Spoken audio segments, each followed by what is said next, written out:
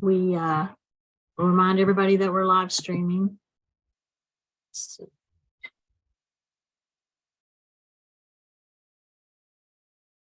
I'm counting for the quorum, Yama, but Yes, I figure, yes, that would be important.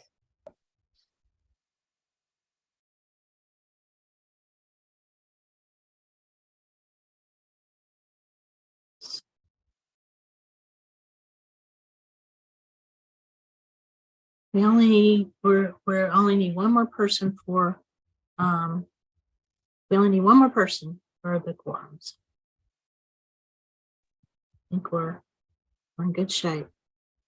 Let's see. Yes, it's only I'm gonna 31. So we're in we're in good shape. I'm gonna count one more time and make sure I'm not wrong.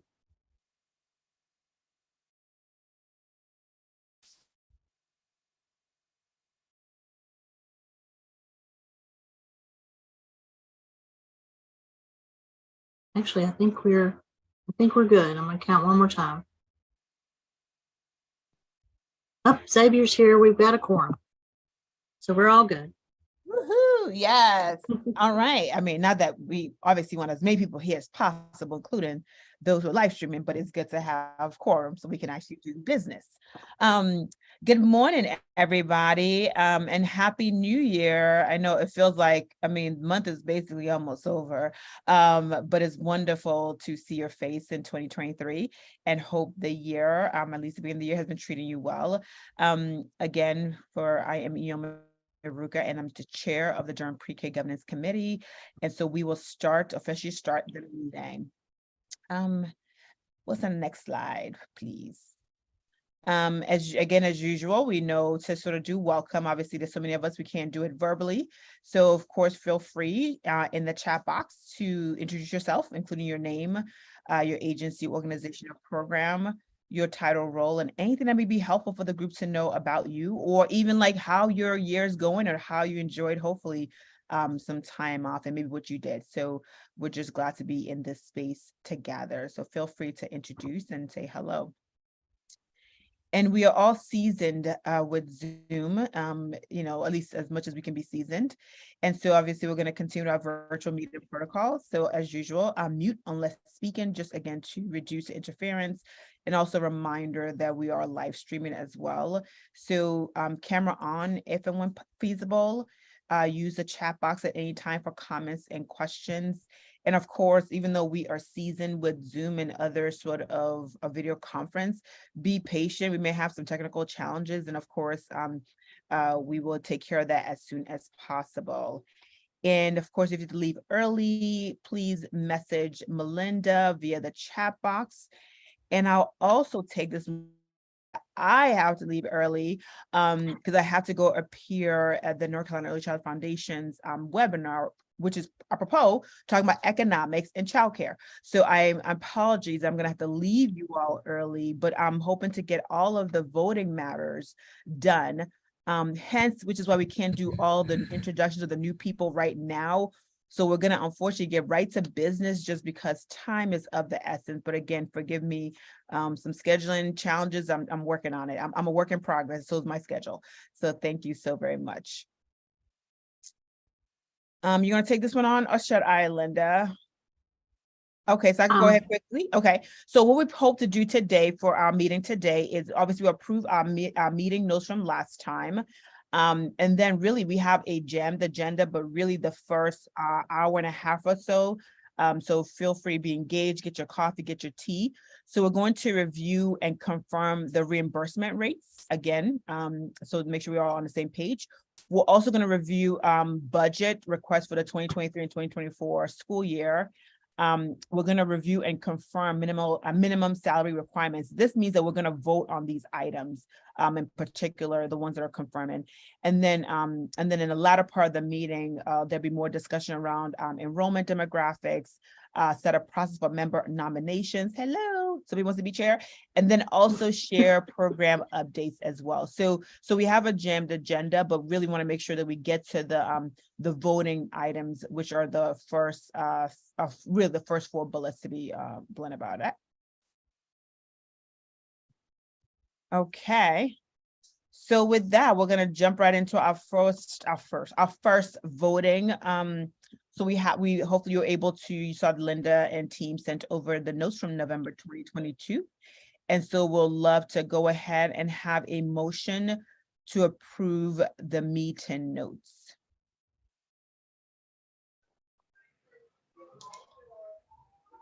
I'll make a motion to approve the meeting notes. Thank you, Sharon. Do I have a second?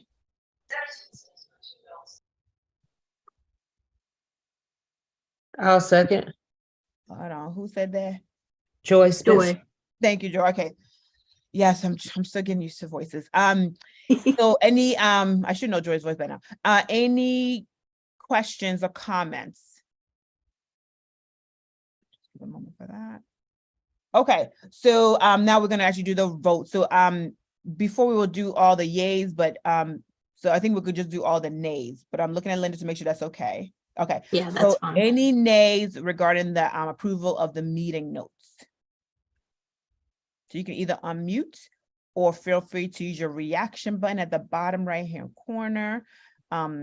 If you like, if there's any nays, and I'm just making sure if somebody's on the phone. I want to make sure nobody's on the phone. Okay. Okay, so with that, the meeting notes from November 2022 has been approved. Thank you, everybody. All right, Linda, now I really toss it back to you. Okay. Really glad to be here and can't believe it's already 2023. So as Yoma mentioned, we've stacked the information for you to consider voting at the beginning of our meeting today, just so that we can try to have discussion and not run out of time before several folks have to leave. So you will recall, unless you are new to this group, that in May of 2022, you voted to increase our reimbursement rate for children by 4% to $1,300 per month per child. Now, in terms of the compensation package for Durham PreK, remember that we pay a per child rate. We also pay a separate teacher support payment. But what we're talking about right now is that per child rate that gets paid every month. You also will recall that for this year, the rest of this year, you voted to pay on allocation rather than paying on actual enrollment, which is that piece. The allocation versus enrollment is different than what NC PreK is doing for the rest of this school year. But you may have heard that North Carolina finally addressed some of the compensation issues around NC PreK and did increase the NC PreK reimbursement. The thing to bear in mind, again, especially for some of you who are new, is that our pledge to the county is that we will bring in as many dollars as possible from outside sources for our public preschool program. So we are braiding resources from a variety of funds to pay for our public preschool. And we always have this mantra where we say, Durham County money spent last. And we live by that. Now, we've been saying ever since Durham PreK started to our taxpayers, to our local officials, that it is our hope in the long run that NC PreK will have a more robust reimbursement system and will expand, making hopefully our local investments smaller to our 4-year-old public pre-K, and perhaps some of that money can then move to other early childhood needs. But of course, we're committed to having a really robust program for Durham PreK that assures that we're able to fund the high quality expectations. But at this juncture, in this fiscal year, in this school year, additional funding is coming from the state for NC PreK. Because we braid our Durham PreK seats with NC PreK, this year across the board, we don't have any standalone Durham PreK classrooms. This additional money will go is they decided to pay it retroactive. So what will happen is from the first half of the year that's already passed, our NC Pre-K providers are going to get an infusion of additional dollars. We will, moving forward, that means that we will be paying a smaller portion of the monthly reimbursement than we were previously. If you'll move to the next slide. So to give you perspective, back in May, when you decided to raise the rates by 4%, there was quite a bit of discussion about the fact that the 4% felt like it wasn't enough based on inflation. What we had said at that time was that if new dollars came into the system, we would revisit the reimbursement rate for Durham PreK. So to give you perspective of where we are right now, because of the new dollars coming in from the state for NC Pre-K and our reimbursement portion going down, that means we do have money in the budget that could accommodate a raise in the Durham Pre-K rate, if you choose to do that. Now the purpose of this chart is really to show you some perspective. So in Durham, for these rates, just to give you current pre-K rates across 5-star centers in Durham County. So this is that subsidy rate of $11.56 is the rate for a 5-star 4-year-old in Durham if a child is on a voucher in a traditional child care program. So that subsidy rate of $11.56 is what's been paid this year in Durham for subsidy. The NC Pre-K rate, the new rate that is coming to providers now, which is a new Durham rate, is $1,100 per child per month for NC Pre-K. Now, you'll recall that NC Pre-K rate in Durham is higher. That represents local investment also, Smart Start dollars, and the state is not paying $1,100 per child for NC Pre-K. That's Durham's NC Pre-K rate. The average private tuition in Durham, so you may be aware that as a child care resource and referral agency at CCSA, we maintain a database of all the regulated programs in Region 12, which is a 9-county area, of course, including Durham. And we do a lot of work to assess what is the cost of care, not the cost to offer care, but what people are charging within the community. And presently, the average private tuition for a 4-year-old in a 5-star program is $1,201 presently. The Durham Pre-K rate that you voted on last May is $1,300. You'll move to the next slide. So just to kind of, I know there's a lot of words on this page, but basically wanted to kind of give you some background. You'll recall that we are reimbursing for a 6.5-hour day. That's what the Durham Pre-K $1,300 rate is paying for. You'll also recall that we have higher requirements, higher standards are required than the North Carolina 5-star rated license, and also additional requirements above what is required for NC Pre-K. In addition, we do require that our teachers' salaries be equal to Durham Public Schools salary rates. So that is, as you know, that's a foundational requirement of Durham Pre-K. Now, thinking about our $1,300 reimbursement rate, we feel good about that rate, but we are aware that since Durham Pre-K began, when we increased the rate to $1,300, that was the first increase in the reimbursement rate. And we know, obviously, the impact of inflation has been significant on our providers. That 4% increase back in May when we met, many of our members were concerned that a 4% might not be adequate. So here's some other information just about the tuition rates in Durham. The range, there are less expensive programs. The range in Durham presently is from $680 to $1,720 per month that private childcare programs are charged for 4-year-olds in a 5-star program. But as we showed you in the previous slide, that average private tuition rate in Durham is $1,201. So the average private tuition rate is approaching our current Durham pre-K reimbursement.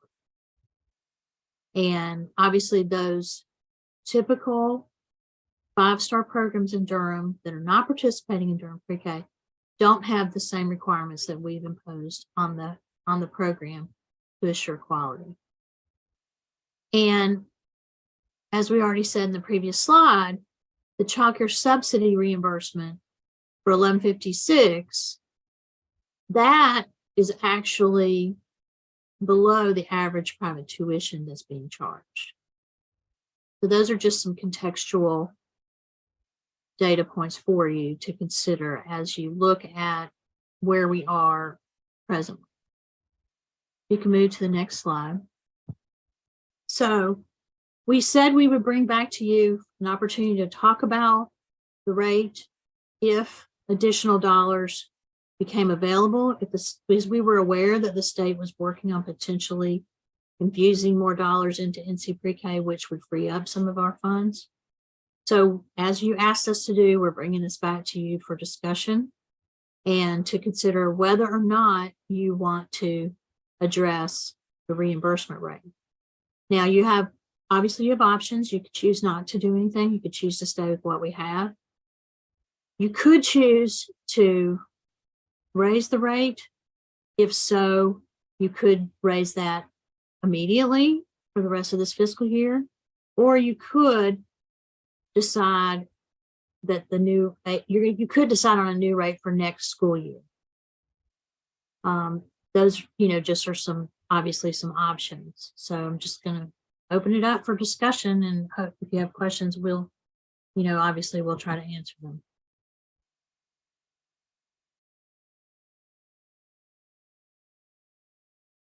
And also see if there's any questions in the chat box, just in case.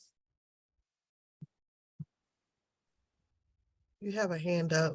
Oh yeah, Darnella, yes, please.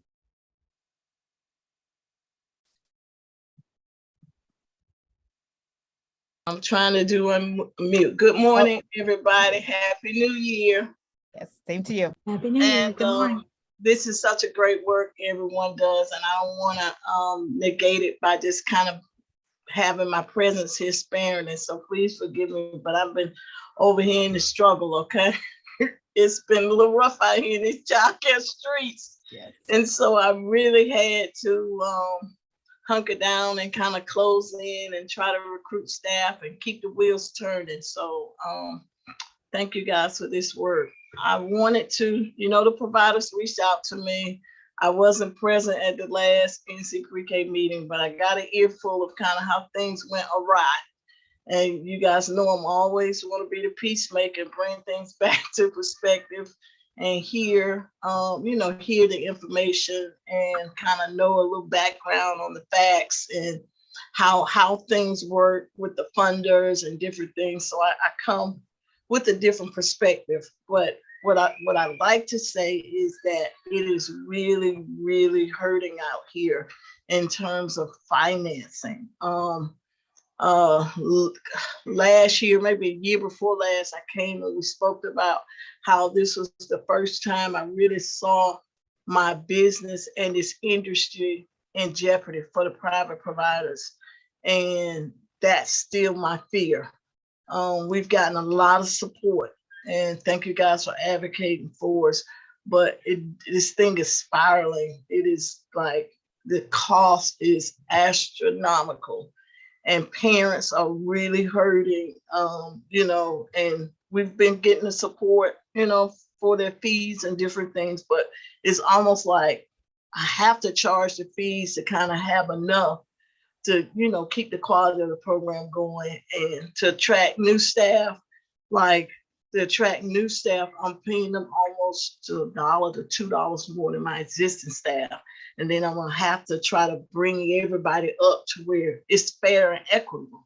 So there's a lot of costs out here for programs, for private childcare programs. So I don't want to, not champion their cause and say, every little bit helps. I know sometimes people don't present the information in a way in which, it can be received and it's positive, and sometimes, I can't judge anybody's motives, but I am a true provider out here, have committed my life to this work, and I really know and have a pulse on what's going on out here. And I'm telling you, we could really use, and I'm not a Durham PreK provider, so I don't benefit from this in any kind of way, but they could really use this increase. I mean, if we had it to do, and it's something we could do and kind of move some other pots around, I'm really advocate for this because it's just really rough out here right now. And so that's my whole spiel on that. I want to apologize for the way it was presented lastly by, just I'm not into that type of presentation, but the reality of it is really needed out here. It really Thank you. is. No, thank you, Darnell, for, it's the content and of what the providers were saying, and obviously you bring it up, I think is important. So thank you for raising that. And I think Brittany, before I go to you, I just want to go ahead and take up quickly Joy's question, and I think it's in some ways related to a little bit of what Donella was saying, which is, will the increased reimbursement rates help to increase access for families? And then our families and our community members asking for increased rates. And I think maybe I would say Darnell's comment would say at least the community members, aka the providers. But any other thoughts you can give to that, Linda, and anybody else? Yeah. So Joy brought up a good point about what does it mean? What is the advocacy going on, and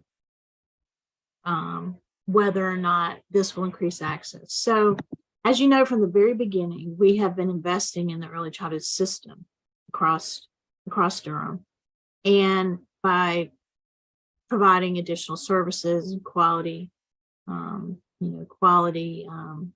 enhancements and that type of thing. The reality is that the rates need to support the work so that our local providers will be interested in offering public preschools. So yes, that does impact access for families by the willingness of our early childhood community to offer these services. So that's how it does impact families. But this really impacts the owners, directors, early childhood community. And I know that what Darnell is referring to is there's a lot of stress and anxiety among the directors and owners. And, it was a vocal and strong meeting with those directors. That's what she's referring to. And we definitely respect their input, and we know that they're strong advocates for their programs. I know Brittany in the chat, you were talking about that NC PreK reimbursement, and I'm going to definitely turn it over to you to talk about that. Yeah, sorry, Brittany, please go ahead. Oh, no worries, and I apologize for being off camera. My office looks like a demolition site right now because of some plumbing issues that happened. But to answer the question, yes, the new reimbursement rate is scheduled to kick in this month, and it will be retroactively paid. So there will be additional dollars to make up for the months of service already.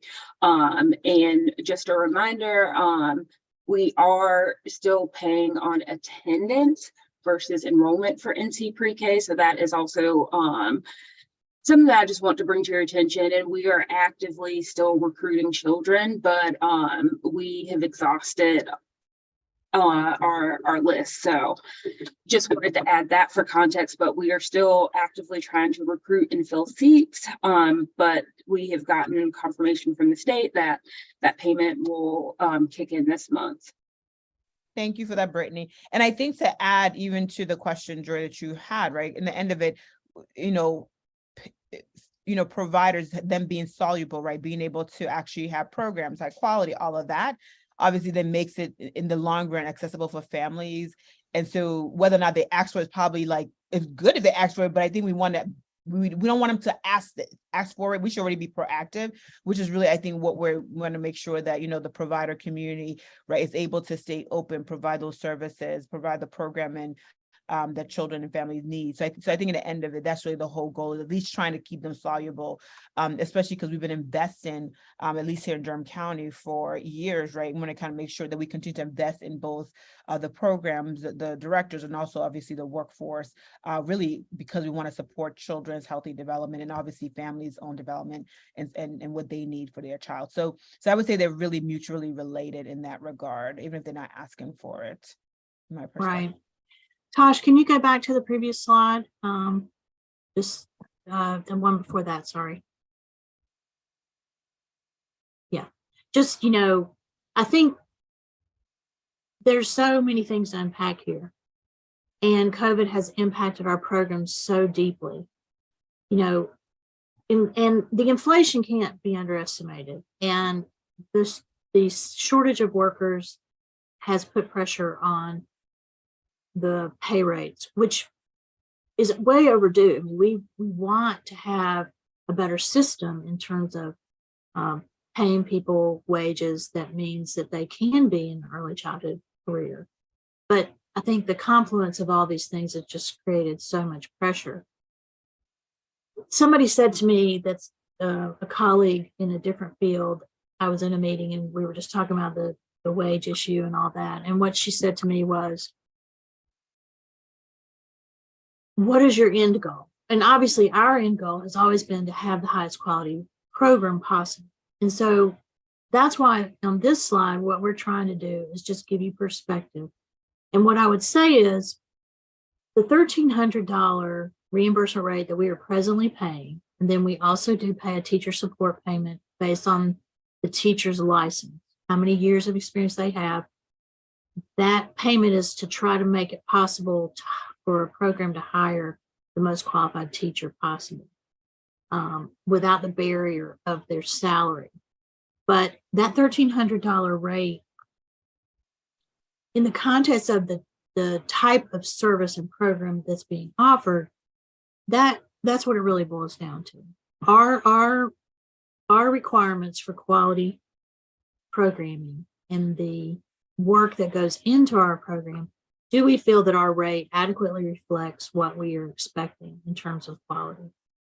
And again, as we mentioned, the range of private childcare in Durham, just, the range is that parents are paying is from $680 to $1,720 per month. And the average in Durham for traditional childcare, not the Durham PreK requirements that we have, that average amount is approaching what we're already paying, just average private tuition at $1,201. And so I do feel, I was asked, well, what do the staff recommend? Based on all the factors, when we raised the rate 4% in May, at that time, we had a really robust conversation about how much should we raise. Given all the factors and inflation and all that, as a team, we are recommending that you consider an increase. However, obviously, there's so many factors in our community to consider, because we have said that as the state infuses additional dollars, that would free up some local dollars. What we're advocating for is to reallocate those local dollars within the program by doing an increase. That's very helpful. Because so go back to that, because are we going to vote on that 4%? Right, we need to vote on that. Right. Oh, hold it. Dr. Stowell, go ahead, please. Just real quickly, I wanted to hear from Linda. So if we vote to increase the rate and then we reallocate the local dollars, and I apologize if I missed that, what would we intend to do with that reallocation? Like, what would those reallocated funds go to? Okay, so thanks for the question. So as we negotiate with the county, we get our budget allocation for the year. From our budget allocation, we just figure out how many spaces, how many seats we can plan for the following year. And what we've always said is the instructional dollars, we get an amount that the county is willing to give. It's possible in a given year we wouldn't draw down all those dollars. So what would happen now is with these new dollars from the state, if we don't increase the rate, if we do nothing, those dollars would not be drawn down from the county because we don't have authority to spend them on anything except children's seats. And so the new money from the state will mean that the county spends less this year. We've done the analysis, we do have the money presently allocated within the instructional budget to accommodate an increase. However, again, we have said for many years to the county that as new dollars come in from the state, we would spend less. And so we have to make sure we're fully transparent about how we're allocating dollars. So if we don't increase the rate, the county will spend less money this year. It won't get drawn down. Does that answer your question? That does, thank you. And I just want to put out there, while as the highest fiscal agent for the county, I really appreciate it when we can reserve funds that have been allocated and not spend them. But I will say, and you know this, our Board of Commissioners, they are, really committed to us providing the highest quality pre-K care for the greatest number of children that we can. And so if there is a need, let's say that we don't draw down all of the money. If there are additional needs that we have where that funding could be utilized, I am certainly open to us having a discussion, identifying those needs and coming back to the commissioners to request that we could spend, the remaining allocated funds on those needs. Not that we have to. I just want to put it out there that I am certainly open to us doing that if need be. Thank you, Dr. Sowell. Christy, Dr. Snyder, you had your hand up? Yeah, I did, but I think Linda covered it. I was just gonna reemphasize that, the NC pre-K increases are recurring dollars that were added to the budget. So we anticipate that money would continue to be there in the future. And therefore, we would be able to continue to access that. And then the other thing was, if we do move forward to vote on this, Linda, your anticipation is this would be recurring and it would be something that we would continue to do in the future, correct? Yes. So as I mentioned, when we get our budget for the year, we plan for as many seats as we can based on that money. So, for example, let's say that you don't increase the rate.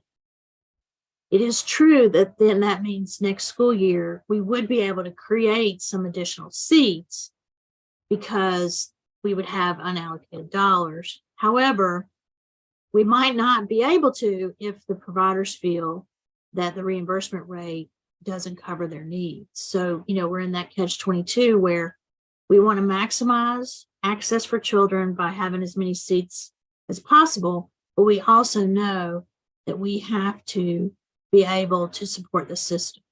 And I see that Darnella has her hand raised, but before we turn it to her, I want to answer real quick Joy Spencer's chat message about transportation. So she mentioned in the chat about, where we are with transportation. What I'll say is that Dr. Sowell mentioned other needs. There are definitely needs that we have identified and are aware of.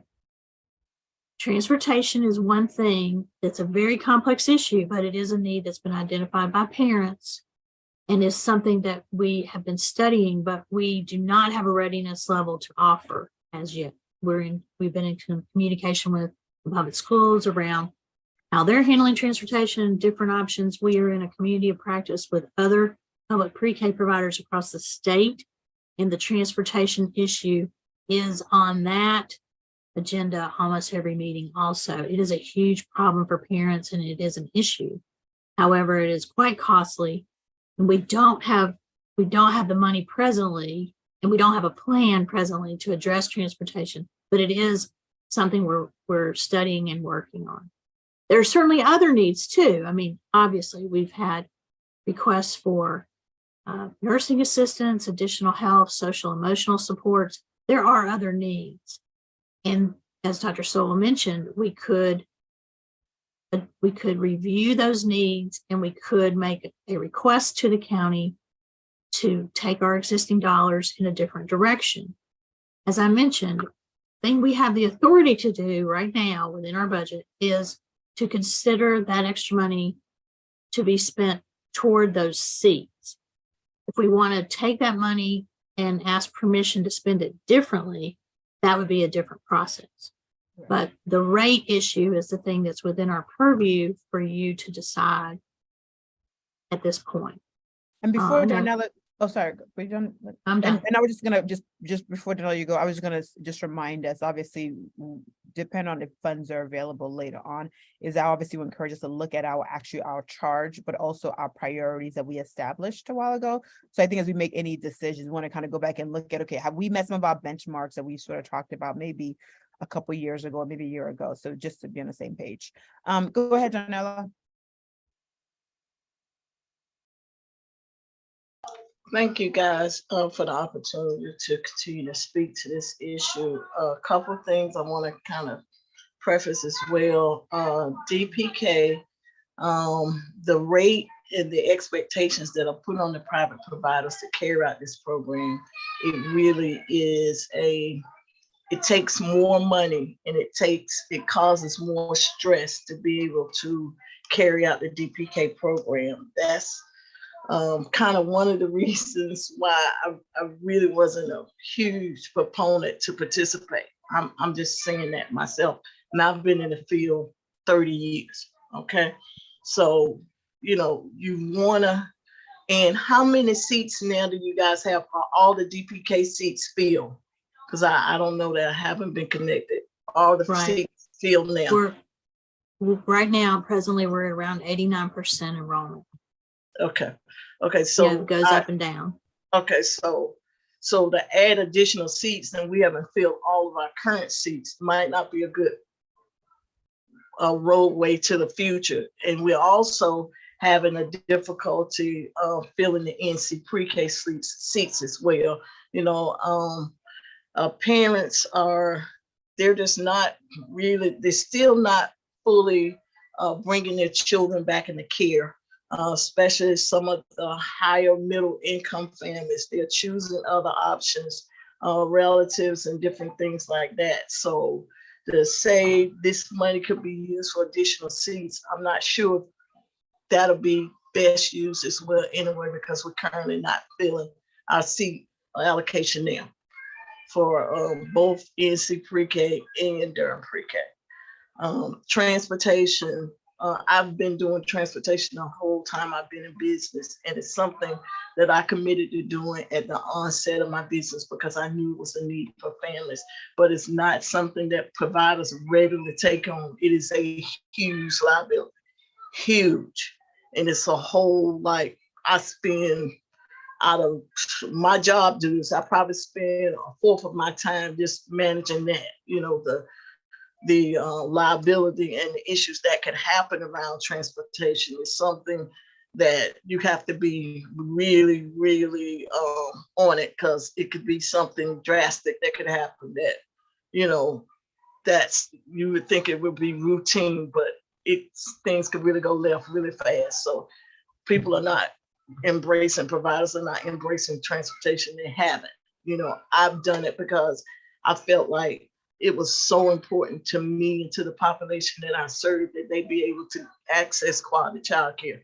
And it's proven to be a very good business strategy for me. But I have spent a number of years and a large amount of my time invested into that system that it works. I mean, we still have to tweak it almost every day. And with the cost of gas, it is, had not I been in this place financially in my career, I probably would not be able to provide. But because I've been diligent with what I've had for the last what, 15 years I've been in my private business, 15, 16 years, I wouldn't be able to provide it now because it costs so much. It just costs so much. Thank you. So I just want to preface all our discussion and make sure that we are really honing in on the issues and you guys get a really a grassroots conversation of what's really going on out there so we can really make some good decisions. Thank you. Thank you so much, Darnell. I appreciate that. Really all of the comments and I think and questions and I think these are just really important so that as we make our decision, we know sort of some of the ramifications and the implications. So just thank you all for your good thinking. So with that said, do we want to go ahead and have a motion for increasing the DPK rate by 4% to $13.50 per child per month? I make the motion to increase the DPK rate by 4% to $13.50 per child per month. Thank you, Darnella. Do we have a second? I'll second that. Hold on, who said that? Sorry, maybe. Sharon. Thank you, Sharon. Make sure it's on record here. Linda, So we're gonna, Yama, we have some, I was just gonna say, we have some folks who have to abstain from the vote. That would include any current Durham PreK providers, which would be June and Derek. So just wanted to put that on the record. perfect, thank you. All right, any other questions or comments regarding, we already had a first and a second for this motion. Any comments or questions before we take a full vote of those who are able to vote on this? Yes, go ahead. It's Christy. Are we, I want to make sure, are we saying from now to the end of the year? I just think that needs to be clear, the motion, or is it retroactive, just to make sure we're all clear? Oh, that's no, great question, Dr. Snag. So I think, this will, so Linda, just confirm, my thinking is that this will retroactive and then continue which one is it? Well, we calculated moving forward. We did not calculate retroactively because we had already done an increase and they're already getting a retroactive increase from NC PreK. So we calculated moving forward and we calculated both. We considered whether it would be a temporary measure or a permanent measure, and it could be either. You would be setting your rate for next school year, or you could choose to revisit the rate for next school year again once we have a new budget. But we just need, it would be helpful to clarify the length of time if this is a moving forward and permanent. It would be very difficult for us to retroactively. Okay, thank you for clarifying that. And I'm not, that's not what I had in mind. The motion is to move forward from this point, and maybe we can revisit it again when you guys get the new budget about going forward. But for right now, So this is for 1 year. Okay, this is for this year. Okay, so let's go back then. And so Darnella, you're saying that your motion is to increase the DPK rate by 4% to $13.50 per child per month. And then we'll revisit it during the next funding cycle. Is that correct? That is correct. Cycle. Okay. I think that's fair. Okay. All right. So and then Sharon, you had second, and do you still second that, or do you want to I do. I'll still second it. Thank you, Sharon. Okay. Any other comments, right? Particularly, again, remembering that it's for this current period and to be revisited at least next time for the next funding cycle. This is Xavier. I just have one question based on those clarifications. I just want to make sure from staff that because we meet quarterly, there will be time to revisit in a way that we can reflect the actual budget. Is that the case? Thanks for asking that, Xavier. What we would need to do in order to plan and communicate with providers and enter into contract and that kind of thing, we would at our May, so we have a March meeting and a May meeting for the rest of this year, the school term. We would need in May, at the latest, we would need to confirm our 23-24 school year rate. So for sure, if this vote is just for the rest of this school year, we would need to confirm next year's rate no later than the May. Does that answer your question, Xavier? And I think that's a really good question. And we have had to do some of this before. And if we need to potentially have an ad hoc meeting because something happened, we definitely always entertain that as well. And if Yes, there are particular that's things good. that, okay, good. And if there are particular things that people want to see, it'd be great to also flow that up to us early so we can at least, so Linda really and team can pull together whatever data that we may want to look at so that we can make the best decision in terms of whether to keep that rate or to go back to what it was. So just let us know if there's any additional data you may want to look at, but yes. And I know this has nothing to do with the vote, but as we get towards that process, I like to really kind of find a way to kind of have some good, healthy dialogue and just some transparency. I'm just the narrative. I'm just kind of, warm with it. We got to do better in our communication and our interaction around these issues. We got to decide them, but we got to just do better. So I'm open to investing some of my time. I know business all got to get out, but I am open to investing some of my time to have some good, healthy conversations about, prior to getting here, what's the best route, just for the community. I want to see that community relationship be built up stronger and more productive. Yeah, and and again, I think, anything with money is always sometimes hard, but I think we continue to have really robust conversations and thoughts and perspective and try to at least come to, where we're doing best for this program. And so I really appreciate your comments, Donnell, and obviously many others. Okay. I don't want to shortchange any other comments or thoughts, but so we have already got it second, and obviously first, but a second.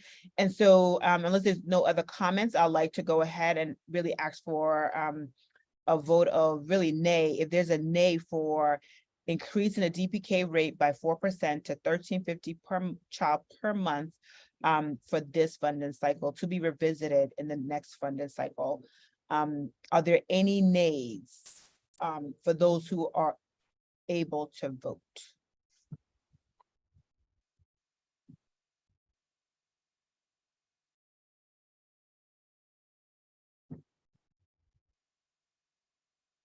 Okay, with that, it looks like the motion has passed. Thank you all. Okay, so for the record, I just want to, we're live streaming and we also record, and of course we do the notes. So for the record, that would mean that the increase of the Durham PreK rate by 4% to $13.50 per child per month passed unanimously by voting members. That is correct. Thank you, Thanks. Linda. Okay, Thank you all. so let's thank you very much, and we will obviously be revisiting this as we move forward on a regular basis. Let's move to the next slide. This next slide is just an overview to remind you of where we are. So the current budget, because we want to always have it in front of you to understand how we're operating, the difference. We have an overall budget, but it's divided into two categories. The one you've been addressing today is the instructional services budget. And the reason I wanted to be sure that we mention this is that in our communication with providers, several of them didn't have an understanding, and it lifted up to me that we always want to be as clear as possible. The way this works, the instructional services budget, we don't just spend money out of that budget. Obviously, that is up to our rate reimbursement. It's up to what is guided by this group.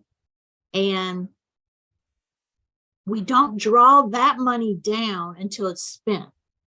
So it's not sitting in the bank account. It's HISA. We send a monthly invoice to the county and we report to them every single month.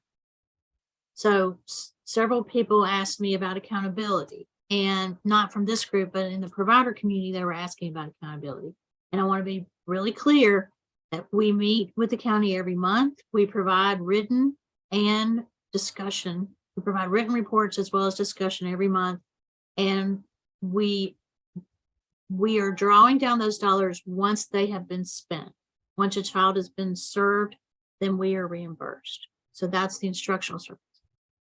For everything else, all of the, the online portal for registration, all of the work to manage, pay for, our contract with partners, subcontracting, all of that, that comes out of what we call the management budget. And that's the secondary component. And that covers a lot of different things, which I'm happy to explain more, in over time in the future, but I just wanted to kind of remind you where we are. Next slide. So just wanted, to mention to you where we are right now in the budgeting process. It's, launched. The budgeting process launches with the county. And what we have initially requested from the county is a 4% increase. It's very preliminary at this point. We don't, we don't have a lot of information yet. But in our March meeting, coming up in our March meeting, we will really take a deep dive into all of this. But I wanted to let you know where we are right now, those priorities based on what you previously set, the priority to add seats to increase access for 4-year-olds, the priority to fund the equity plan, Durham PreK equity plan components, and also to provide easy and family-friendly access. One of our big expenses is the online platform for families to enroll that's universally used by all the partners and all the public seats. So just wanted to make sure you're aware of where we are with our request for funding for next year. Okay, so we wanted to talk with you about teacher credentials. We're going to talk about this related to the potential request for a vote down a little bit later in our meeting. So I'm going to turn it over to Joy Turner on our team, who's our data guru, and I'm going to ask her to review some of the teacher credentials. Thanks, Linda. So we currently have 39 lead teachers in Durham PreK classrooms and 37 teacher assistants. And we're going to start by looking at the lead teachers. So this chart shows the lead teachers by their license type. Teachers for Durham PreK have to have either a BK license or be actively working towards earning one. And you can see currently 9 teachers do not have a license but are working towards one. 8 have an emergency or a residency license, which means that's an alternative pathway to a full BK license. They've met some requirements and are continuing to work towards their full license. And a little more than half have their full BK license, either an initial or a continuing license. So you can go to the next slide. This chart breaks down the teachers who have a license. So that could be emergency, residency, initial, or continuing by the numbers of years of experience that's listed on their license. So while the majority of our teachers are fully licensed, you can see that the number of years of experience that they have trend a little bit lower. About a third have less than 5 years of experience, and only about 20% have 15 or more years of experience. The little chart on the right-hand side shows the salary range, the annual salary range for our lead teachers. The $37,000 is the minimum required salary for a non-licensed teacher. That's based on the 0 years of experience on the DPI scale. And then for teachers who do have a license, they must be paid according to the years of experience listed on their license on the DPS scale, which is a little bit higher. So you can see the median and the maximum salary for our teachers on the right hand Hey, side. Joy, can I hop in for 1 second? Because I know we have some new folks. Just want to clarify that DPI is the Department of Public Instruction, North Carolina Department of Public Instruction, and they guide for the school systems all matters of salary and that kind of thing. So the DPI scale that we're using is when, someone doesn't have their license. Once they get that license, then we transition them to the Durham Public School, the full Durham Public School scale, which includes the local supplement for teachers. Thanks, thanks, Linda. You can go to the next slide. So as I mentioned, we have 39 teachers. this year. That covers 604 seats. And here's a little comparison to where we were last year. So this is an increase in the number of teachers and the number of seats as compared to last year, but it still breaks down to the same ratio of 1 teacher per every 15 seats. We have seen this year a slight drop in the percentage of teachers who are currently eligible for the teacher supplement. So the teacher supplement is the additional payment that Linda was talking about earlier that we pay directly to providers who have teachers who have either that initial or the continuing license and must be paid on the Durham Public Schools scale. So that scale goes up as their years of experience go up, and we didn't want that to be a barrier for providers to hire highly qualified teachers, knowing that they would need to pay them more.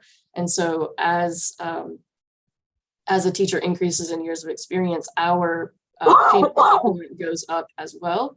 So to help offset that cost and make it more manageable for providers to hire teachers with more experience. So currently, just over half of the teachers are currently eligible and the providers are receiving those supplements. We have seen a slight decrease in the average years of experience. So for those eligible teachers, they have an average of 10 years of experience versus 11 last year. And the average monthly supplement cost is $1,026. And then the projected spending for the whole year is there. And so you may wonder, why is the average gone up and the total gone up when the average years of experience has gone down? But that is because the state increased the teacher salary scale this year, which increased teacher salaries by 3 to 6%, depending on the number of years of experience. And it actually gave higher increases to teachers with fewer years of experience. That's just how the state raises worked this year. And so our supplement rate is based on a formula that is based on the salary. So as the salary goes up through these state increases, our payment goes up as well to help offset those increases. So that's why you do see that increase, even though the number of years of experience has gone down. You can go to the next slide. So now we're going to look at just the demographics and the salary requirements. So this chart does include both lead teachers and instructional assistants, and their breakdown by race. You can see very predominantly African-American at 80%. And we don't see a huge difference between lead teachers and instructional assistants if you separate them out. So that's why they're just combined here in this graph. And on the next slide, only 5% of our teachers and assistants identify as Hispanic or Latinx, but 12% do speak an additional language. Those languages include Spanish, Arabic, Chinese, and some others. Those are the most common ones that are spoken in addition to English. So our current, I already talked about the minimum salary for lead teachers at an annual rate. This is how it's broken down at an hourly rate. Our current minimum for assistants is $15 per hour, and you can see the range. So, and I will mention, we do monitor the pay for teachers and assistants quarterly to make sure that providers are meeting our requirements. And so these pay rates are based on actual pay that we have confirmed from teacher pay stubs and other documentation from the provider. Sometimes providers do pay above our minimum, and that is included in this. We're not just measuring what they should be paid, but what they are actually paid. And so you can see that the median hourly salary is $17.18 for assistants, with a maximum of $23 per hour. And on this graph to this little text box to the side, you can see the Durham living wage for 2023 is actually $17.60 per hour, although our minimum is still set at $15 per hour. The next chart just kind of shows the same information, just in a more visual way, that shows the lead teacher and the teacher assistant minimum, median, and maximum rates, both annually and hourly. I know some people are more familiar with annual rates. Some people are more familiar with hourly. So this kind of provides you both. You can see that there's a much wider variation in the pay rates for teachers, which kind of makes sense because of that Durham Public Schools pay scale that they are on. Then there's a much smaller range for teachers' assistants, but the median does hover right below the living wage in Durham of $17.60. And you can see there's just not as much range for them. Okay, thanks, Joy.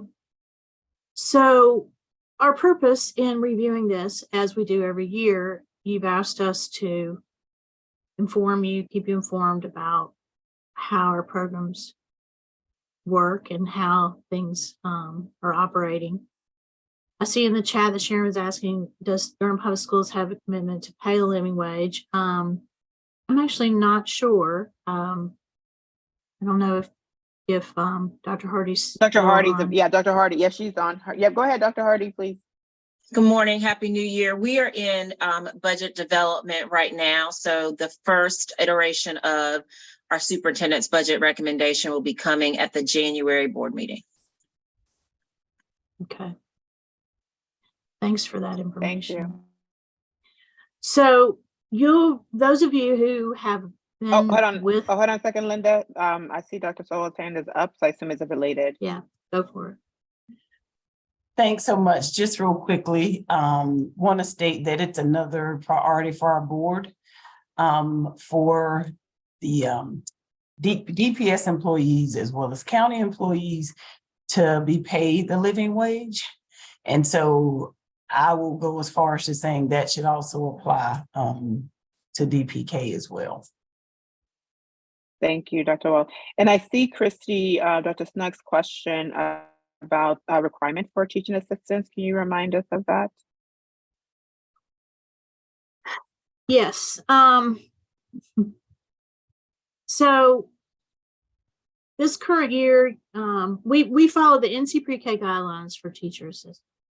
And this year, NC PreK did change some of their requirements. And I'm blanking on what those were. Team, can you help me? Yes. So, Yeah. oh, go ahead, Christy. You can go Yeah, ahead. go ahead, Monty. You can do it. Oh, I was going to say they do allow a CDA for teacher assistants, but for Durham PreK, we require an AA degree at a minimum, and or be working towards. Just like we have some lead teachers who don't have their license, but they're allotted time to work towards getting their license. The same thing with our teacher assistants. They're required to have an AA degree. And if they don't have that yet, then be working towards that.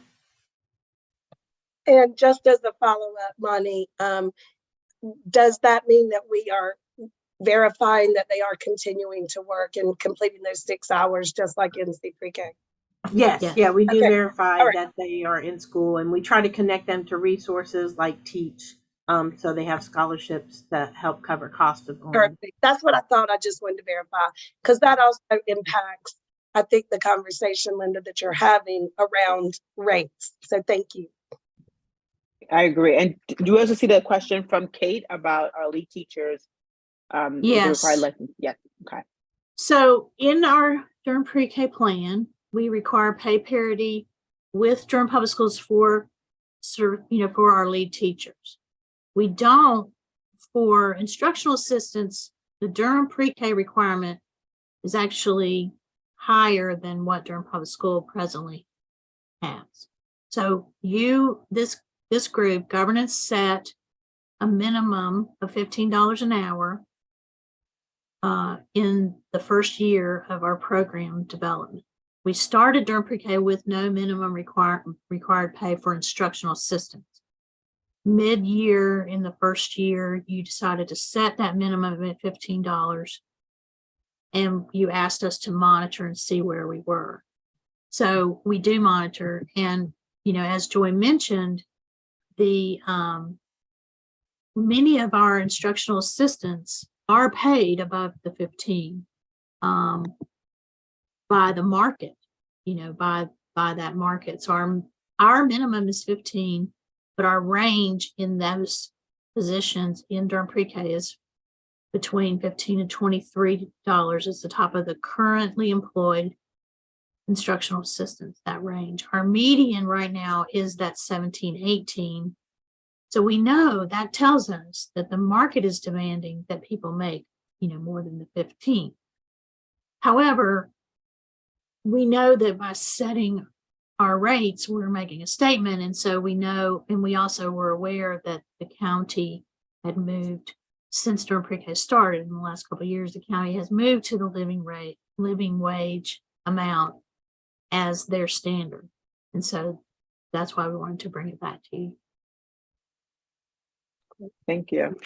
Just for more context, 60% of current teacher assistants are paid $17 per hour or more.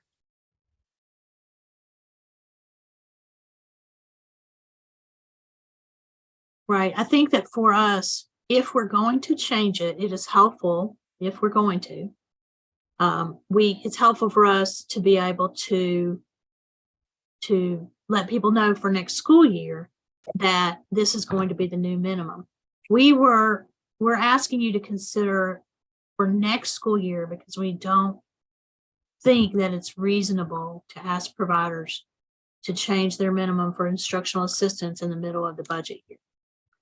Many of them are already above the 15, but we want to give them notice about a change for next year. And in particular, this will financially impact Durham Public Schools because their rates are different, as well as that 40% of the instructional assistants who are presently making below that amount. So. And Linda, I realized I said CDA and I didn't clarify what the CDA was. The CDA is a credential. It's the child development credential that's offered. Yeah, and Monty, I would just add it is a national credential that's portable across states. And so that is actually a step up for NC Pre-K because previously public schools had been grandfathered in that they could have 2 years of teaching experience without any type of education in order to be a teacher assistant. And that was why that was raised. It also brings the state in line with the NEAR recommendations of what quality education level should be in a pre-K program. Yeah. And that was one of the areas where Durham Pre-K has always had in the past, has always had a higher expectation for those instructional assistants than what NC Pre-K has. And since some of you are new, I'll share with you that the way Durham Pre-K works, if you set a policy that's higher or lower, but that hasn't happened, that's higher than NC Pre-K, then we go by that policy. But in the absence of a policy, let's say we haven't addressed something, then we follow all the NC Pre-K requirements. Thank you for that. Thank you for that.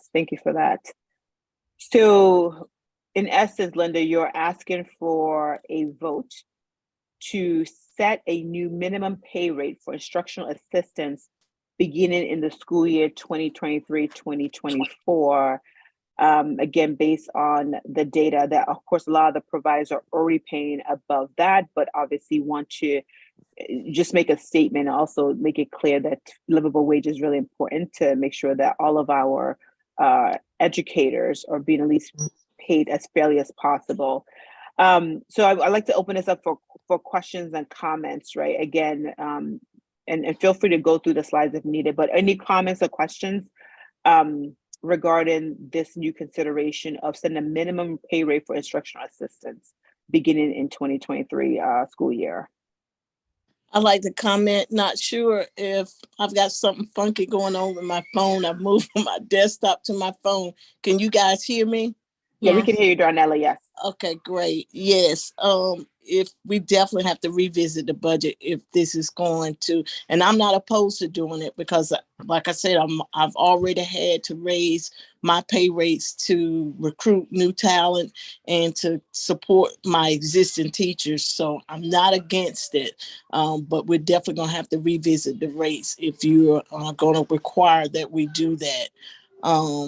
So I just want to add that that's just another added cost that's going to be for the providers, that we want to make sure we're able to do that and continue the program and operate at the pay rate and the level that we need to.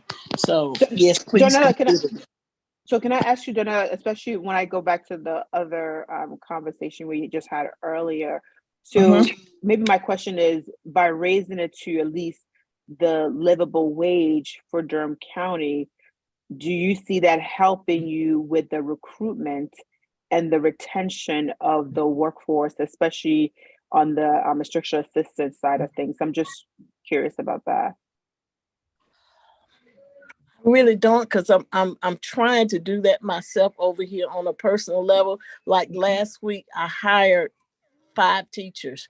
Only 2 actually came and are working. So, and I'm able to pay them a higher rate. Well, actually 3. One of them hadn't started. I'm able to pay them a higher rate because I do some of the other programs, the early Head Start programs and the NC pre-K programs. But I've had only 3 staff out of 5 that I hired that was qualified, that could meet the credentials, that had the education, and I gave them a higher than above rate than my existing staff, and still they're not they're not following through. This workforce is just a different type of workforce now.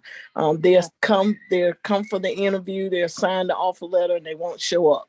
They'll come for the training, they'll do the training, and they won't show up. They're leaving for 50 cents more here, $1 more here. It's like a bidding war out here for staff. So I don't know if it's a good standard, and I want folks to have a livable good wage. I want folks to come to work with me. I want them to be able to work one job if it's possible and be able to take care of their families and live well. And the livable wage is a means to that end, but I don't know if it'll really move the needle that much just because of the climate we're in. Okay, thank you for that. And I do see sort of the questions from both Kathy and Kate, which are related about sort of the overall sort of benefits around our compensation health insurance and any sort of leave policies that may exist for NC pre-K and obviously for DPK as well. So any thoughts about that, Linda, Monty, Joy, others? Yeah, so of course, the public schools have a very robust compensation package when it comes to health insurance and leave and other benefits. So the way that NC pre-K presents, they strongly encourage programs to offer leave, to provide, access to health insurance, compensation to help support it, but that it's not required, it's encouraged. For Durham pre-K, we also strongly encourage all providers to have a robust compensation package. However, it is not required, and we've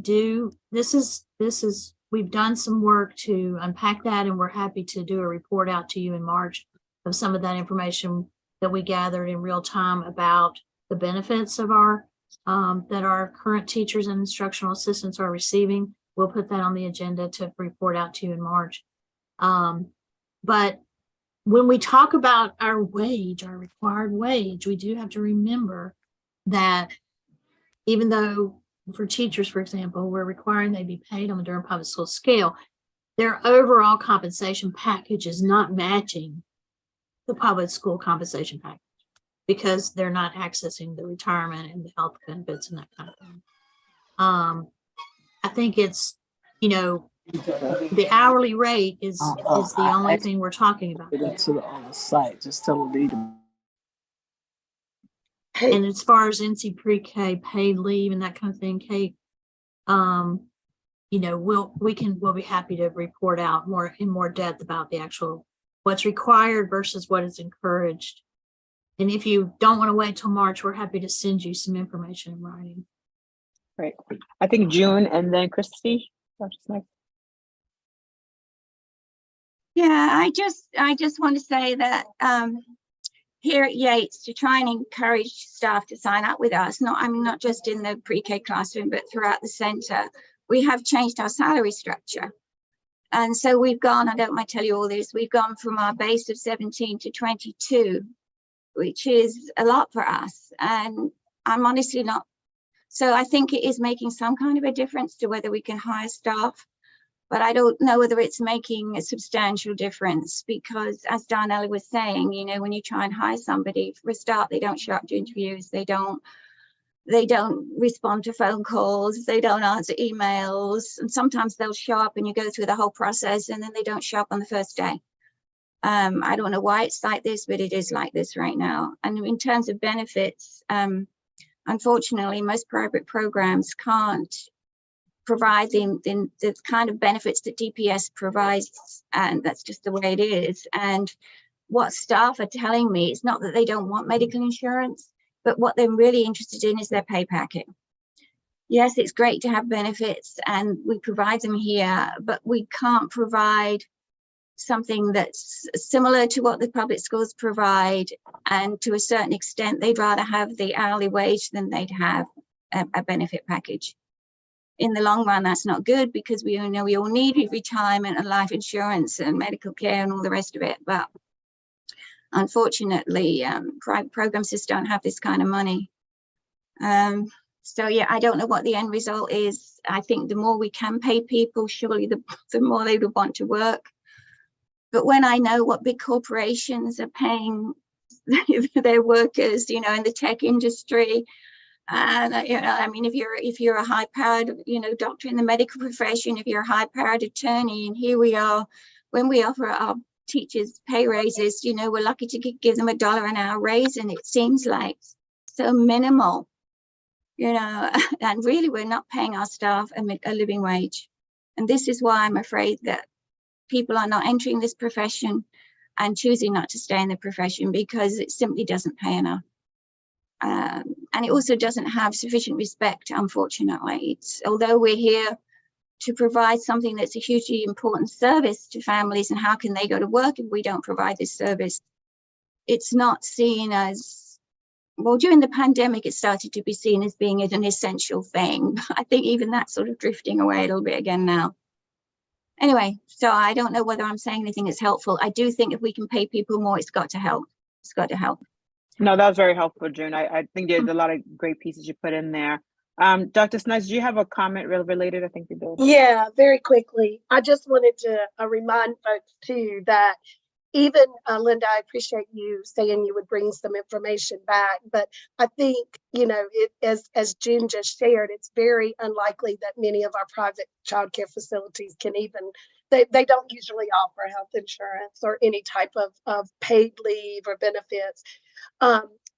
Luckily, over the last couple of years with stabilization grants, more have been able to offer some of those things, even toward retirement. But it is still very limited. So I, like June, think that any type of payment increase is always a benefit. And when we're talking about parity, Linda, it's extremely important for, as you mentioned, that we're talking only about pay when we're looking at the package with the public schools, because it's not even the same work schedule many times for private sites, because many of those 4-year-old teachers get pulled in to teach other classes during the summer months as well. So just wanted to mention that as well. And then the only other thing I would say is that we also, I would agree with June, that many of the new staff that you're trying to recruit, we see it within our agency. We have a pretty good benefit package, but many of the folks, I see it in my own children who are out getting their first jobs. They're more worried about the pay than they are what the benefits are, because they're not thinking long term of what they might need. So just a couple of comments to think about. No, thank you for that, Dr. Snaggs. I think in the end of it, I'm in hearing both. Obviously, Dr. Snaggs, just in terms of like there's there's things that are possible, things that are not possible, particularly for private providers. But it's also from both Darnella and Juice's point, right? Like it may not stop the bleeding, but it sure could be helpful. At least that's at least that's my high level take home note that I'm gathering. Any other comments? And I do see, Jamaica, your comment about most of our NC pre-K sites offer some paid leave and holidays. Thank you for that. Any other comments before we take a vote for this?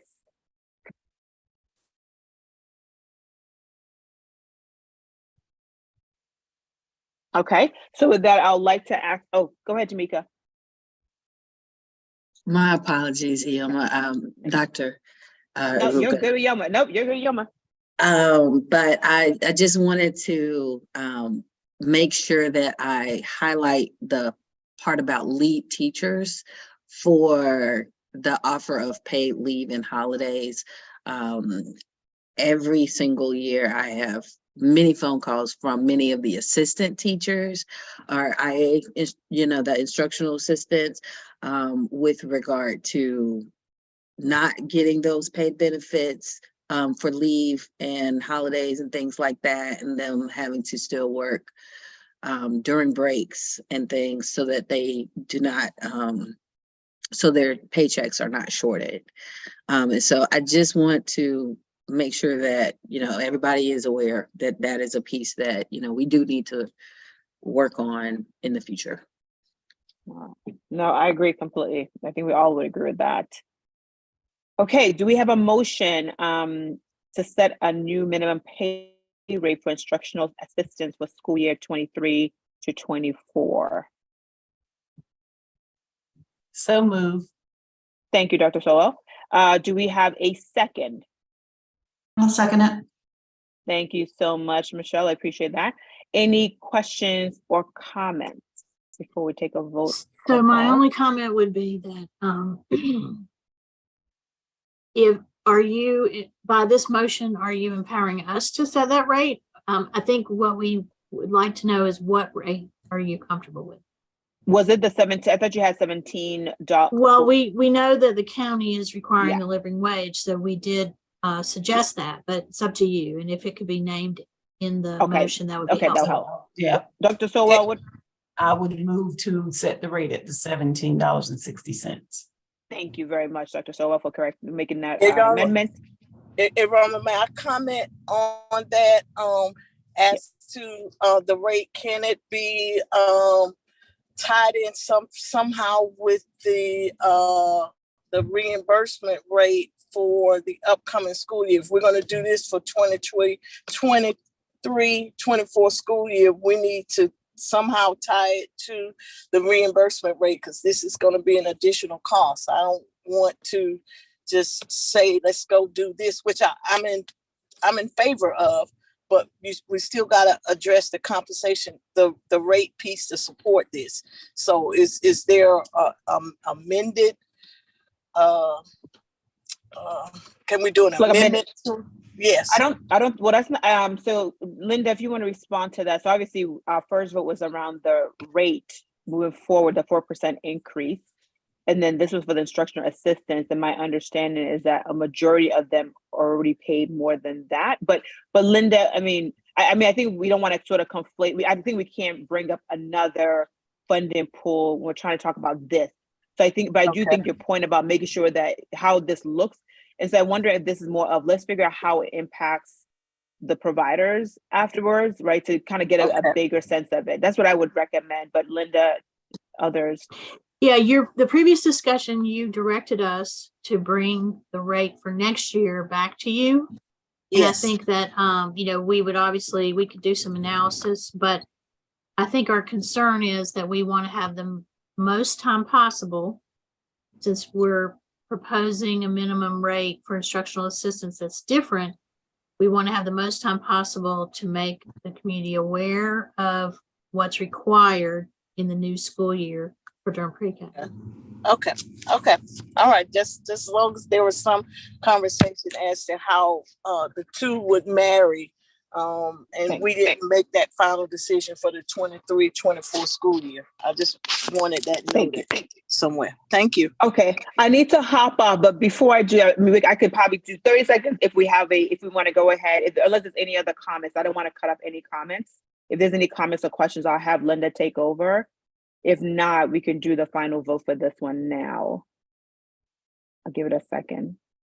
Okay, so we have the motion to move forward with this new minimum at $17.60.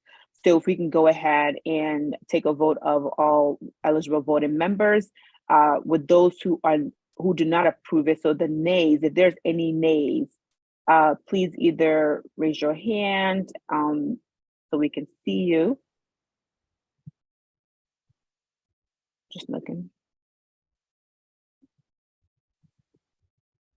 Give it a second for people to vote if they have that.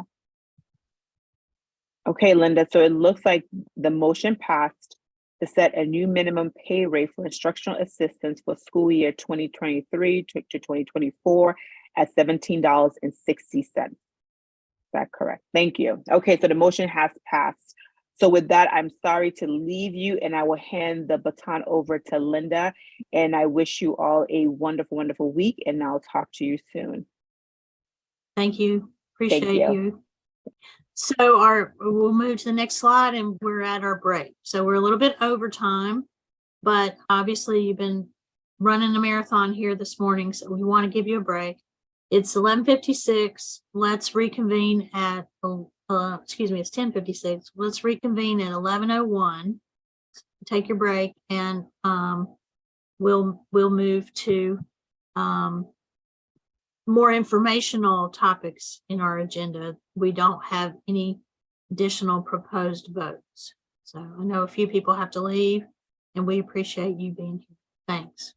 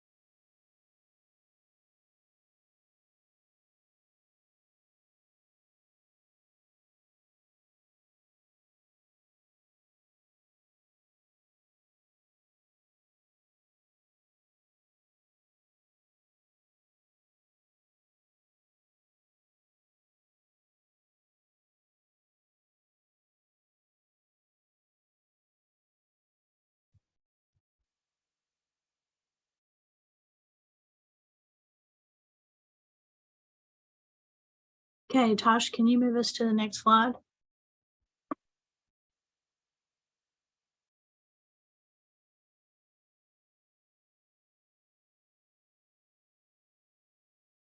Hey, welcome back, everybody.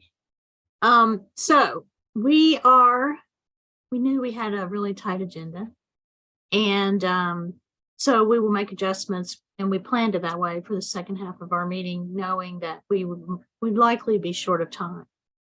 So again, you have the slide deck. It was sent to you. It's also on the member portal, so you can look at that at your leisure. If we breeze through something that you're uncomfortable that we didn't spend time on, please feel free to follow up. We always are always welcome to talk to you about any questions you might have. But what we'll do is we'll spend some time on our current enrollment demographics, and then where we will shorten our time is we will rely on you to review the program update you were sent. We might hit a couple of those highlights, but we're going to go through our demographics. We're going to talk about our community convening, and then we need to talk briefly about our governance membership. But we'll keep our eye on the time because we want to end on time at 11:30, as we always promise you. So appreciate you being back and sticking with us with such a jammed agenda. So we typically in January is when we want to be able to report to you about the overall enrollment. Now, you'll recall, those of you who've been with us, you'll recall that we always try to report on our local seats, who's being served.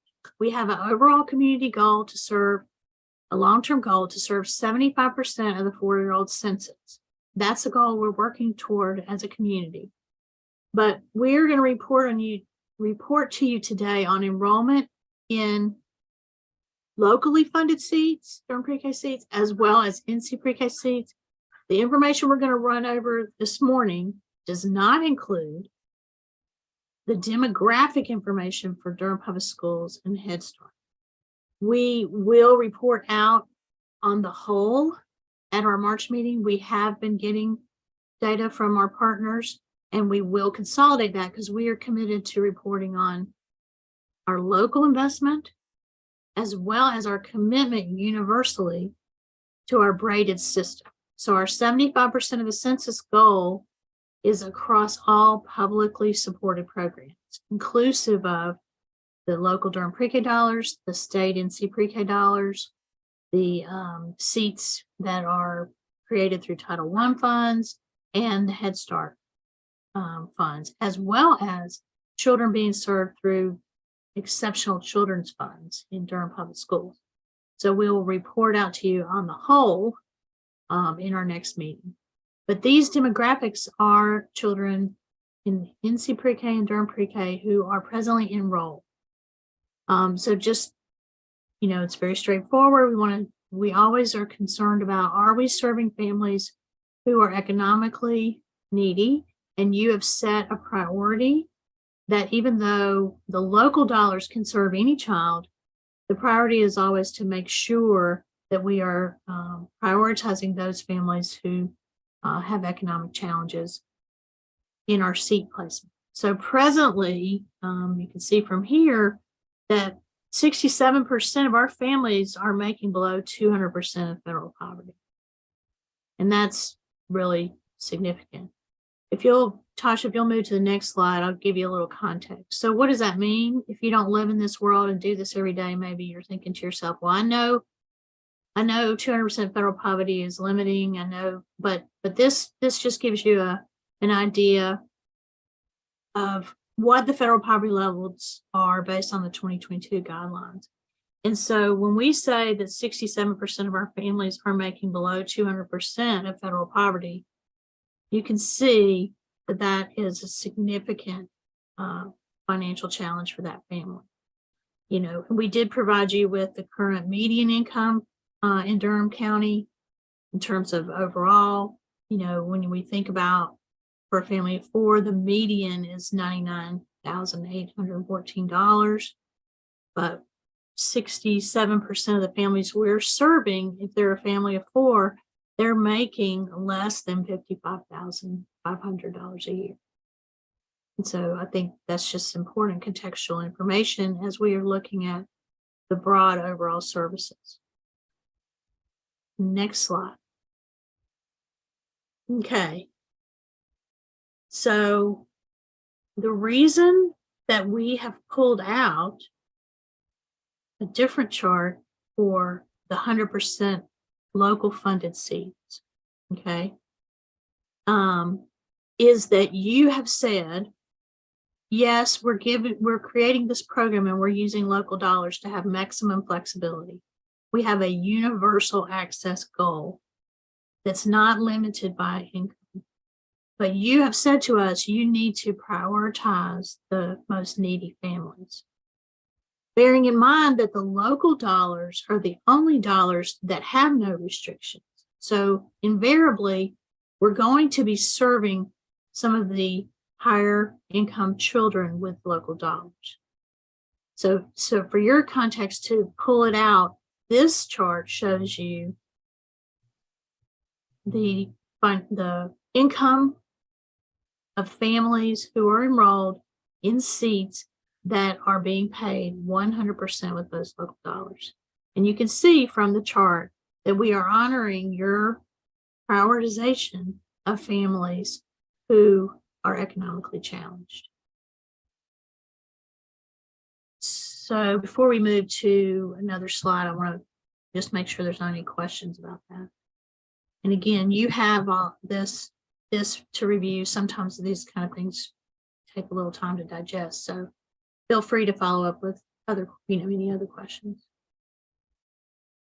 Okay, so just for perspective, I didn't see any questions. So for perspective on, our salary information, when you think about those families, so 12% of our families, if you're a family of 4 and you're making 100% of federal poverty, that's $27,750 a year of income, okay, at that 100% level. We have 12% of our families who are making less than 100% of federal poverty level. So I think that's pretty significant. But when you think about income, we think about the fact that a first-year teacher doesn't come anywhere near, if they happen to be a single income family, they don't come anywhere near the Durham County median. And when we think about the perspective on what folks are making, we know that we have a universal goal, but we have prioritized economic need as one of our big priorities. Okay, next slide. So we also have always reported to you out on the racial breakdown of our enrolled children. And again, these are children who are in Durham PreK seats and NC PreK seats. So this is not inclusive of Durham Public School information on preschool children and the Head Start information, but we believe that it would be consistent. But our enrollment presently is reflected here by race. And the next slide. So just for context, you guys, those of you who know me well know I'm always talking about, well, what's the context? But what this really shows you is that we really are trying to make sure that our program is mirroring our community. We're really committed to trying to do that, but we want to show where we are with that. So this compares the Durham community demographics with the demographics of our enrolled children, just as a point of contextual information for you. Next slide. And then many of you have expressed concern about how deeply we are accessing children for whom English may not be their first language, or English may not be the main language spoken in the home, possibly. But we don't want to stereotype, because many of our families who identify as Hispanic or Latinx, many of them are fully fluent in English. So we're not making assumptions. We're just reporting out, as you've asked us to, around ethnicity. I think that, you know, we are constantly looking for strategies and ways to support families for whom English may not be their first language, and those children to be sure that they're ready, you know, obviously ready for kindergarten. Next slide. Oops, that's our next topic. So before we move to our next topic, if you'll go back, Josh, to the previous slide. Any questions before we move on from our demographics? So Jamaica's asking about if there's any desired action steps for the demographics. I think that our teams, as many of you can imagine, we are always looking for really strong, really robust outreach strategies. You know, marketing, outreach deep into all of our sub-communities within Durham. And it is our goal, absolute goal, to assure that we are making all of the communities within Durham aware of the opportunity for public preschool. I think, you know, we have not set targets around enrollment by race or ethnicity. We are just reporting out the demographics. What we have set as a goal is around income. I think, you know, I don't know how folks want to consider it, but I think that our absolute priority is to really make sure that all families are aware of the opportunity and that we are enrolling in a diverse way. Anybody have any thoughts or input around that issue or other questions? Jamaica? Is it possible for the next report out of this information to also look at the Durham PreK dollars that are going towards enhanced seats and how that is impacting some of the demographics as well? Because I do think that, you know, the Durham PreK only seats are those demographics are very important in terms of the enrollment numbers. But I do also think that the impact of the Durham PreK dollars on the enhanced seats, and when I say enhanced seats, for those of you who are new, I mean the NC PreK, Head Start, or Title I seats that are enhanced with additional Durham PreK dollars also impact these numbers. And so I'm just wondering if there's a possibility of doing that. Right. Well, what we can do is we can work with our partners to get their demographic information. So Tasha, if you'll go back, I think 3 slides. Yeah, one more. Yeah. So here we're reporting about those local funds, but if you'll go back to slide number, I think it's one more back. Okay, that's poverty. I apologize. Go forward to go back to the race of all of the NC PreK and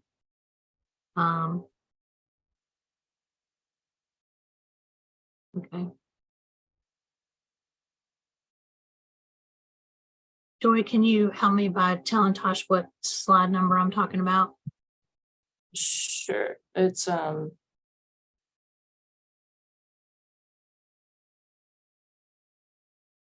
29. 29? I think is what the race for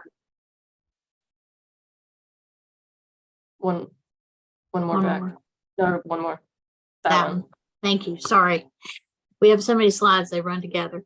Okay, so what we can do, I mean, this represents all enrollment in NC PreK seats that are NC PreK and Durham PreK seats. So this is all enrollment represented that way.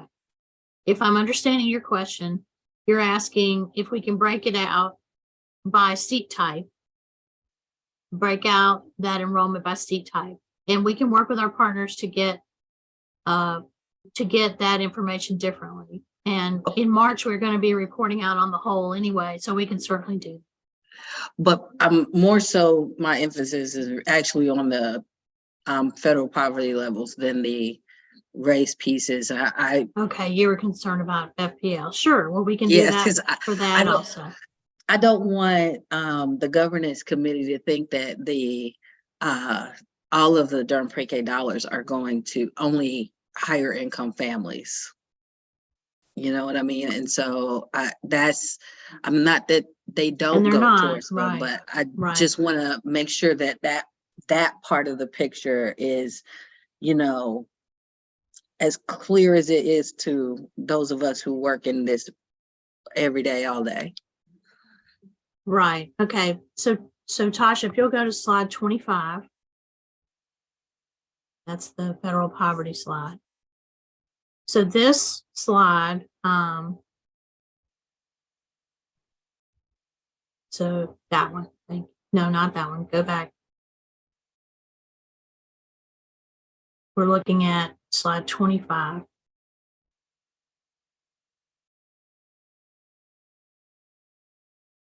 One more there. Thank you. Okay, so this is federal poverty for all children enrolled in NC PreK and Durham PreK presently. And we did pull out the Durham PreK poverty enrollment in a different slide. If I'm hearing you right, you'd like us to do this. You would like us to break out by seat type all of them? Or perhaps I'm not understanding your question, and we can have a discussion offline and prepare whatever information you think might be helpful. Let's talk offline, and then, you know, we can kind of like really like get into the meat of it. Okay. Like I said, anybody who has information that you think would help guide your decision-making, guide your learning about the program, let us know. And we have tons of data and we're happy to adapt. So we will go back and we'll look at preparing in March some further information. Okay, so Tosh, if you will go to the community meeting slide, which is slide 32. We'll move on from this topic. But again, if there are other questions or people have input around these demographics, if you want to see things a different way, please do let us know, and we're happy to take a deep dive. So I'm going to turn it over to Tamara Mathis, our Durham PreK director, talk about a couple of other items on our agenda. Good morning, everyone. It is still morning, right? I want to talk about a community meeting. The goal of that is to host a convening event to share program progress towards universal access, and for Durham to set a goal to serve, which in Durham is to set a goal to serve 75% of the census of 4-year-olds. Next slide. So we have confirmed the date, and we want you guys to hold the date for June 24th, 2023 for the Durham PreK community meeting, an event to report on all that progress that I just mentioned. So other details and time, location will be coming forward. Yeah, and those of you who've been around in this early childhood space for a long time in Durham, you'll recall that we last had a community convening in 2018, and we've been asked really to revisit that and to have an opportunity for community members to have input and for us to really be accountable to the community for how far we've worked toward our goals. So next slide.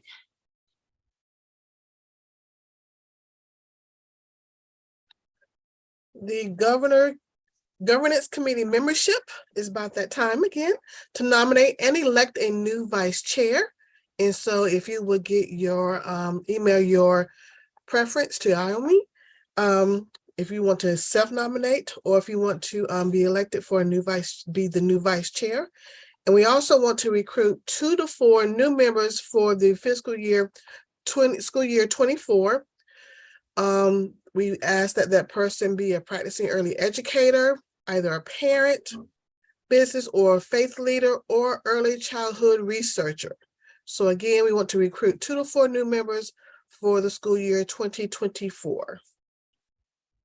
And just to let you know, the reason we need to elect a new vice chair is that Lee Boardley, who's our current vice chair, many of you may be aware that she has left her position at Lee as the director of Lee, and she's now working in a different arena, in the health arena. She has a new job, and she has shared with us that because of her responsibilities in her new job, she's going to have to rotate off. We will be celebrating her at our March meeting, but because not only is she a member, but she's also the vice chair, we do need to, to elect a new vice chair moving forward.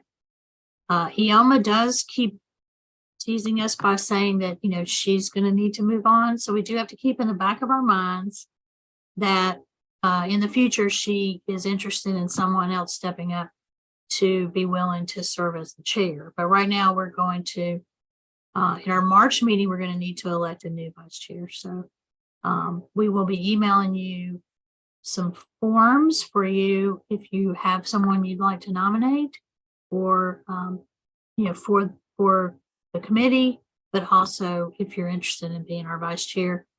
Those of you who've been with us know that being the vice chair is not a super demanding job, but you do get called upon to step in periodically to lead the meetings. Okay, I'm doing a time check. So Monty, I'm going to turn it over to you and ask you to introduce our Durham's Partnership colleagues. Yes. So one of the great things about Durham PreK is the collaborative nature of this program, and working with community partners. We all make up Durham PreK. Each meeting, we've been trying to introduce you to the support staff. There's a lot of work and that goes into supporting this program. And so today we'd like to have a Durham's Partnership for Children introduce the support team they have for Durham PreK. And we appreciate all of our partners. And so I'm glad to have them today. Brittany, I'm going to turn it over to you. Good morning, everybody. Again, I'm Brittany Gregory, the Director of Programs with Durham's Partnership for Children, and I have the honor of serving alongside our NC Pre-K team. This is one of the many components that's in my day-to-day portfolio, as well as our Smart Start initiatives. And yeah, I won't bore y'all with all of those details. But what we'll do is just kind of chain and introduce like the next person on the slide. So Jamika, go ahead and share about your role and introduce yourself. Good morning to everyone. My name is Jamika Wells. I am the NC Pre-K manager with Durham's Partnership for Children. As Brittany mentioned, I have the pleasure of working with our Pre-K team at Durham's Partnership, as well as the team with TCSA and Head Start in Durham Public Schools. And move on to Susanna. Hey everyone, I'm Susanna Savage, NC Pre-K Teacher Quality Specialist, and I provide support and TA for NC Pre-K teachers throughout the county.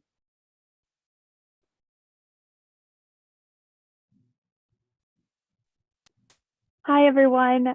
My name is Grace Brown. I am the outreach coordinator at Durham's Partnership for Children. So my role with Durham PreK is just to make sure that families know about the program, the application, and are being connected to that. And I'll pass it over to Kendra. Good morning, everybody. My name is Kendra Brown. I am the Family Engagement Coordinator at Durham's Partnership for Children. So I work with the private sites on making sure that they are reaching their family engagement goals and helping with anything family engagement related that I can. Good afternoon. I am Marilyn Agostini. I'm brand new to the Durham Partnership for Children and Families, and I, the NC PreK coordinator, will help on doing the attendance, making sure our sites are getting reimbursed in a timely manner, and just also supporting the NC PreK placement or placement across the board for NC PreK and DPK in the upcoming school year. We'd like to, again, thank the partnership for the work that they do to help make Durham PreK a success. The bios for their staff members will be included in the notes that'll be sent out, so you can learn a little bit more about them. But thank you again for coming today and for all the work you do with Durham PreK. Thank you for having us. It's been a pleasure and continues to be a pleasure. Thanks. Okay, so I'm going to ask Tamara to fill you in about our good news. Woohoo! All right, go for the gold. Durham was awarded a gold medal for high quality, accessible pre-K. So with the City Health City Assessment Combined Initiative legal analysis with the input of national experts to determine the gold standard for each policy.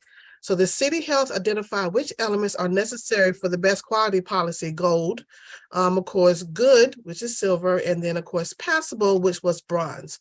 So out of 8 of the 10 qualities for the gold, Durham PreK met those benchmarks. So gold requires that over 30% of children are enrolled in pre-K programs. So we met our goal for the City Health Assessment. And you'll be hearing a lot more about this as we move forward. The City Health folks, in their releases of their benchmark measurements, they focus on the big cities first.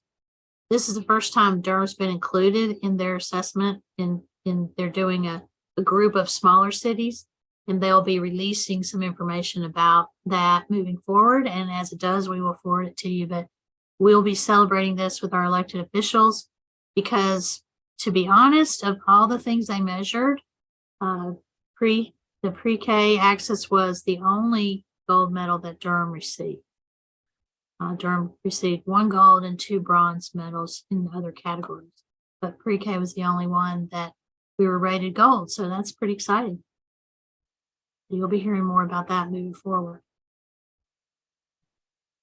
Okay, so we have 1 minute left. In our update, you received a written update, which you can review. Is there anything in there, Tamara, that you want to highlight before we close out our meeting? We just highlighted the city assessment. We're going to be doing pre-K Q&A beginning in February. So we're going to have office hours that's going to be held twice a week during the daytime and evening. This is a new option for families who have questions regarding the application process. So that would be supported by outreach staff from CCSA and Durham Partnership for Children. So I think that's pretty exciting and new news to share. Yeah, and our applications open in February for the 23-24 school year. Hard to believe it's time. So February 6th, applications open. Be sure and tell families who have young children to apply. And the Durham PreK Expo is geared to start or to be held on May 20th. So more information about that will be coming as well. Yeah, and that focuses on our the career development component of our work in building capacity in Durham. So our next meeting is March 16th. I hope everyone will be able to join us. We will try very hard to make the agenda a little less packed, but we will hopefully have additional information about budgeting at that time, and we will take a deeper dive into our demographics. Does anybody have anything they want to share or any announcements before we call for adjournment?